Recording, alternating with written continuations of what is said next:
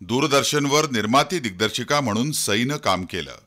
त्यांच्या स्पर्श या पहिल्याच चित्रपटाला 5 पुरस्कार मिळाले. चष्मेबद्दूर हा नर्म विनोदी, तर कथा हा ससा आणि कासव या लोककथेवर आधारित चित्रपट होता.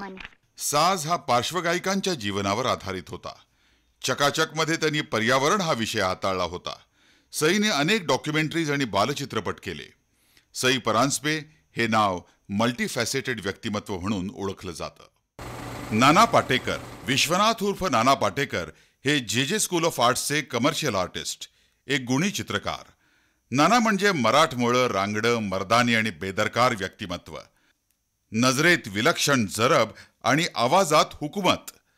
अग्निसाक्षीमध्ये पत्नीला मारझोड करणारा पती, खामोशीमध्ये मुका बहिरा प्रेमळ पिता, वजूदमध्ये विक्षिप्त प्रियकर, अब तक 56 मध्ये धाडसी बेदरकार पोलीस अधिकारी, देऊळमध्ये गावातला इरसाल पुढारी, परिंदामध्ये किंचित वेडसर क्रूर खलनायक, अशा बहुरंगी बहुढंगी भूमिका त्यांनी केल्या.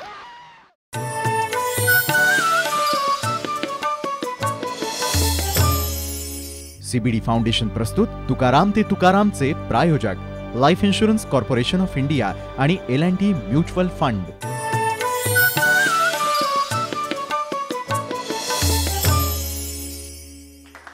बाबूराव पेंटर, प्रभातचे दामले आणि फत्तेलाल, राजकमल मधले अण्णा काळे, RK मधले MR आसरेकर अशा महान मराठी कला दिग्दर्शकांची परंपरा नितीन देसाईंनी चालू ठेवली आहे. स्लमडॉग, लगान, देवदास, हम दिल दे चुके सनम, जोधा अकबर अशा कितीतरी सिनेमांचं कला दिग्दर्शन आणि अगदी परवाचा बालगंधर्व आणि अजिंठा यांची निर्मिती. ज्यांना मराठी सिनेमाच्या कलेक्शनचं रेकॉर्ड तोडलं तो चित्रपट म्हणजे महेश मांजरेकरांचा मी शिवाजीराजे भोसले बोलतोय. निर्माता, दिग्दर्शक, अभिनेता आणि कथा लेखक महेश मांजरेकर म्हणजे एक हरहुन्नरी चित्र. काकस्पर्श सारख्या हळुवार विषयावरचा सिनेमाही त्यांनी लोकप्रिय करून दाखवला. मराठी चित्रपटाला आलेली मरगळ झटकून त्याला नव्या जोमानं उभं करण्यात महेश मांजरेकरांचा सिंहाचा वाटा आहे.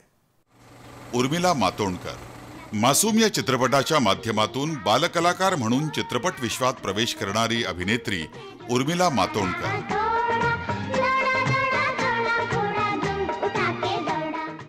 आकर्षक चेहरा, सुडौल कमनीय बांधा, आधुनिक हेअरस्टाईल यामुळं रंगीलामध्येही ती मादक नायिका म्हणून शोभून दिसली. उर्मिला पाठोपाठ पडद्यावर आपल्या सौंदर्यानं रसिकांची मनं जिंकणाऱ्या काही नायिका आहेत. सोनाली बेंद्रे, मुग्धा गोडसे आणि काही नायक आहेत श्रेयस तळपदे आणि रितेश देशमुख. अरुण नलावडेंचा अभिनय आणि संदीप सावंत यांनी दिग्दर्शित केलेला श्वास या सिनेमाने जणू क्रांतीच केली. मराठी सिनेमाचा बहर पुन्हा सुरू झाला. श्यामची आईनंतर राष्ट्रपती पदक मिळवणारा श्वास हा दुसरा मराठी चित्रपट. वर्षा वर्षा वर्षा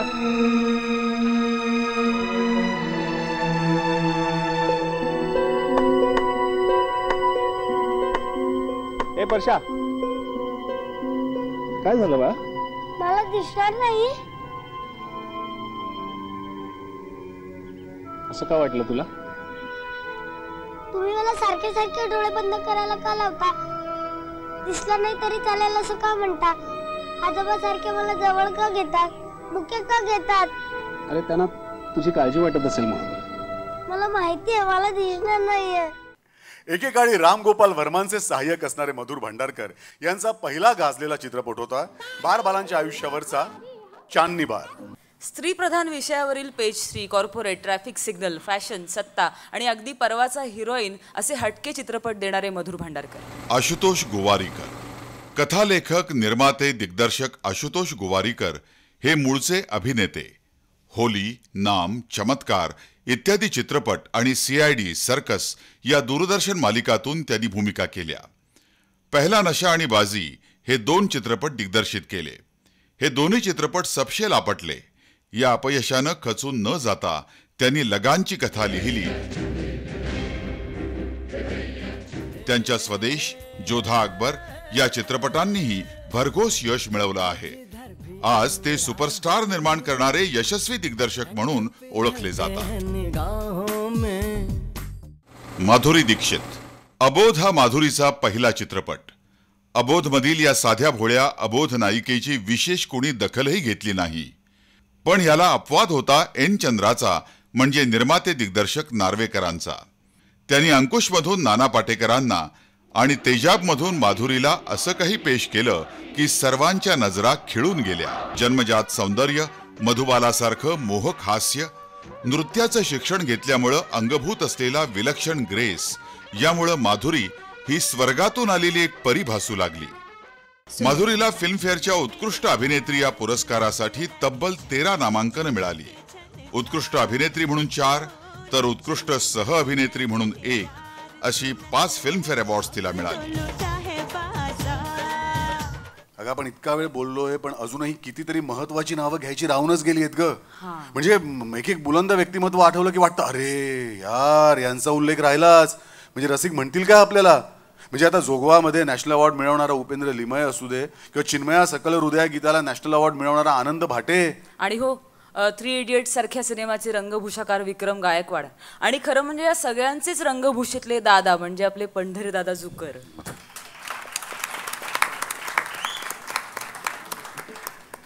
स्वदेशचे सिनेमॅटोग्राफर महेश आणे, रॉक ऑन, दिल्ली बेली अशा भव्य सिनेमांचे कला दिग्दर्शक शशांक तेरे, परिणितामधलं पियू बोले, तसंच 3 इडियट्सची आगळी वेगळी गाणी रचणारे स्वानंद किरकिरे. म्हणजे हे सगळे आपलेच आहेत पण म्हणून आपल्याच लोकांचं कौतुक करायला विसरून चालणार नाही ना. तसंच तुकाराम ते तुकाराम या आपल्या कार्यक्रमाचे दिग्दर्शक चंद्रकांत कुलकर्णी यांच्या तुकाराम या सिनेमानं आगळीच कलात्मक उंची गाठली. आणखीन काही नावांचा उल्लेख जरूर करावा लागेल. उदाहरणार्थ गौरी शिंदे या दिग्दर्शिकेचा इंग्लिश विंग्लिश हा तिचा पहिलाच हिंदी सिनेमा, सध्या देशभरातल्या रसिकांना इंग्लिश शिकवतोय. आणि एक मराठी संगीतकार द्वयी ज्यांनी आपलं मराठी गाणं हिंदीत सुद्धा हिट करून दाखवलंय, अर्थातच अजय अतुल.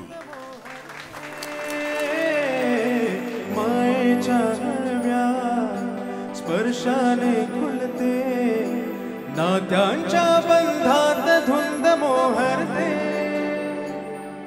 मन उधाण वाऱ्याचे गुज पावसाचे, का होते बेभान कसे गही भरले, मन उधाण वाऱ्याचे. भारतीय चित्रपटसृष्टीच्या 100 वर्षांच्या इतिहासात ज्यांनी सातत्यानं सर्वाधिक, सर्वात मौल्यवान आणि चिरस्थायी योगदान दिलं त्या लता मंगेशकर यांना वंदन करून आम्ही आजचा हा कार्यक्रम संपवतो आहोत. सिनेमासृष्टीतच काय या देशाचा संपूर्ण आसमंतच ज्या आवाजानं सतत मंतरलेला असतो असा आवाज म्हणजे लता दीदींचा आवाज. असा आवाज की केव्हाही कधीही कुठेही कानावर पडला की मनात प्रसन्नतेच्या लहरी उठतात. असे सूर की जे ऐकताच आनंदाच्या कारंजाचे तुषार अंगावर पडल्यागत प्रसन्न वाटतं. या आवाजात अशी काही आगळी वेगळी शक्ती आहे की ज्यामुळं कुणी एखादा आनंदून जातो तर एखाद्या एकाकी जीवाच्या दुःखावर फुंकर घातली गेल्यासारखं वाटतं.